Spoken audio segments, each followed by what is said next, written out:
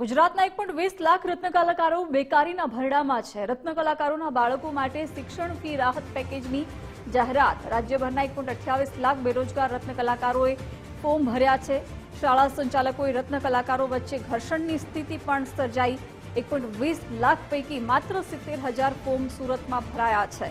છતાં પણ ફોર્મની ચકાસણી માટે સ્ક્રુટિનીની રચના કરાઈ નથી। સુરત ડાયમંડ વર્કર યુનિયન દ્વારા દાવો કરવામાં આવ્યો છે। અરજીઓ ન સ્વીકારાતા શાળા સંચાલકો દ્વારા ફીની માંગ છે।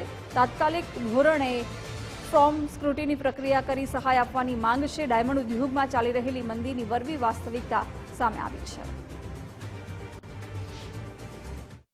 બેરોજગાર રત્ન કલાકારોના બાળકોની અભ્યાસને ફીને લઈને રાજ્ય સરકાર દ્વારા જે જાહેરાત કરવામાં આવી હતી ત્યાં હમણાં સુધી 1.20 લાખ જેટલા રત્ન કલાકારોએ પોતાના બાળકોના અભ્યાસની ફીને લઈને અરજીઓ કરી છે અને હાલ આ અરજીઓ ક્યાં મુકામે પહોંચી છે આપણે જાણવાનો પ્રયત્ન કરીશું। સુરત ડાયમંડ વર્કર યુનિયનના ઉપપ્રમુખ ભાવેશ ટાક આપણી જોડે જોડાયા છે। જી ભાવેશ, રાજ્ય સરકાર દ્વારા 2 મહિના પહેલા બેરોજગાર રત્ન કલાકાર માટે જે શિક્ષણ રાહત પેકેજની જાહેરાત કરવામાં આવી હતી, મેક્સિમમ 13,500ની આ જાહેરાત હતી। ત્યારબાદ જે સમય મર્યાદા હતી એને પૂરો થયો એને આજે 10 દિવસ કરતાં વધારેનો સમય થઈ ગયો છે।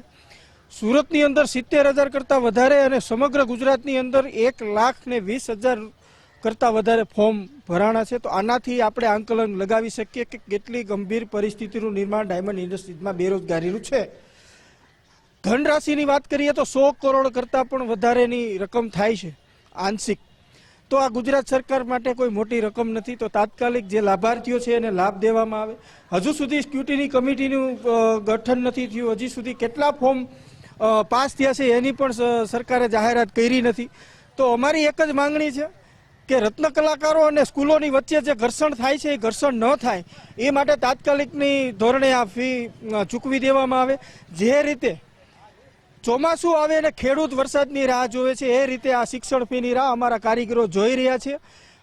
ફોન આવી રહ્યા છે કે હવે પ્રાઇવેટ સ્કૂલોના સંચાલકો અમારી પાસેથી ફીની માંગણી કરી રહ્યા છે। તો અમને કઈ રીતે ખબર પડશે કે અમારી ફી ભરાય કે નથી ભરાય?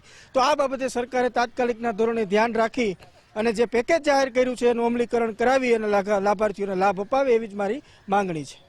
તો બિલકુલ જે પ્રમાણે આપણે સાંભળ્યું હશે કે સુરત સહિત ગુજરાતમાં 1.20 લાખ જેટલા બેરોજગાર રત્ન કલાકારોએ પોતાના બાળકોને શિક્ષણ ફી પેટે જે રાહત પેકેજ મળી રહે તે માટેની અરજી કરી છે, જે ખૂબ જ ગંભીર બાબત બતાવે છે કે ગુજરાતની અંદર રત્ન કલાકારો કઈ હદે હાલ ડાયમંડ ઉદ્યોગમાં પ્રવર્તી રહેલી મંદીનો સામનો કરી રહ્યા છે। ત્યારે જે શિક્ષણ ફીને લઈને પેકેજ રાહતની જે માંગણી કરવામાં આવી છે તે ત્વરિત ધોરણે રત્ન કલાકારોને પહોંચાડવામાં આવે તેવી માંગણી અને લાગણી છે તે અહીં વ્યક્ત કરવામાં આવી છે।